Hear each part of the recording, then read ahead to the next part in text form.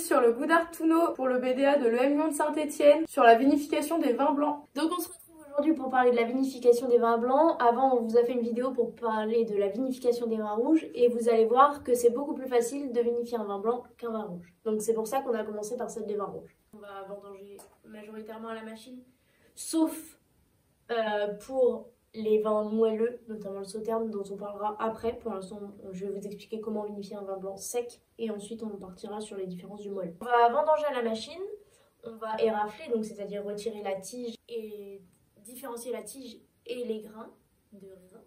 Donc on va passer la grappe dans la machine qui s'appelle l'érafleuse. Ensuite on va mettre le jus en cuve, mais là on fera pas de macération avec les pépins et la peau, contrairement au vin rouge, puisque on ne veut pas de couleur rouge et on ne veut pas les arômes du vin rouge dans le vin blanc. On va mettre le vin en cuve, qu'on va appeler cuve de enfin c'est pas vraiment des cuves, mais ça va être l'action de débourber. C'est-à-dire que quand on va sortir le jus, il va être encore un petit peu trouble, il va encore y avoir un petit peu de dépôt, de saleté.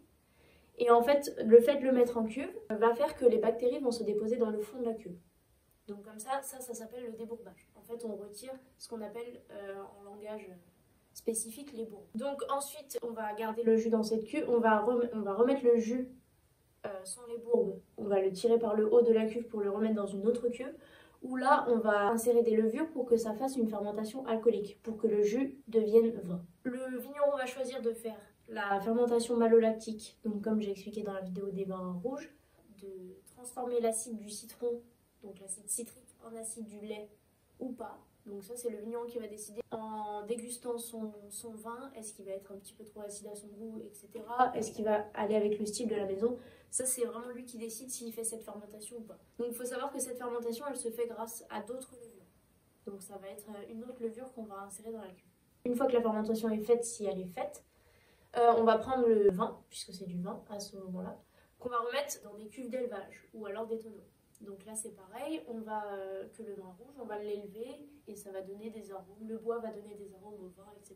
Donc ensuite, pareil que le rouge, on va soutirer ce vin et le restant des levures mortes vont venir se déposer au fond, donc soit de la cuve, soit du tonneau, et on va récupérer le vin par le haut pour le mettre en bouteille. Ensuite, on va arriver à un vin blanc sec tel que le petit chablis qu'on a ici. Donc là, le petit chablis, on peut voir qu'il a une couleur assez dorée, mais beaucoup moins que le loupiac qu'on a ici. Ça, c'est une couleur or.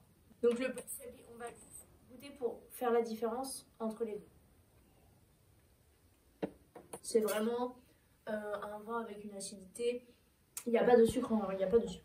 Ensuite, ce qui va différer. Donc là, par exemple, on a un loupiac qui a un vin moelleux. On a quelques appellations telles que Sauterne et Montbazillac par exemple, qui font des vins comme ça, donc ça va être des vins très sucrés, parce que ça va être une vendange tardive. C'est-à-dire que sur la vendange de ces vins-là, on va laisser un champignon se développer sur le raisin, qui va faire que le raisin va être beaucoup plus sucré et il va être avec de la pourriture. Après, c'est exactement pareil, c'est une vendange à la main et on va faire le même processus que sur un vin blanc sec. Sauf que le raisin qu'on va vendanger va être beaucoup plus sucré et beaucoup moins acide. Ça va être exactement la même chose, mais on peut voir rien qu'à l'odeur que là, on sent vraiment le fruit confit, le miel, le sucre, etc. La date des vendanges est importante parce que c'est ce qui va déterminer le taux de sucre dans nos vins, le goût, etc. C'est-à-dire que si on fait une vendange tardive, ça sera plus sucré. Si on fait une vendange trop tôt, ce sera soit plus acide ou plus astringent. Donc voilà, et merci d'avoir regardé encore une fois cette vidéo et on se retrouve pour une dernière vidéo qui sera sur le champagne. À bientôt.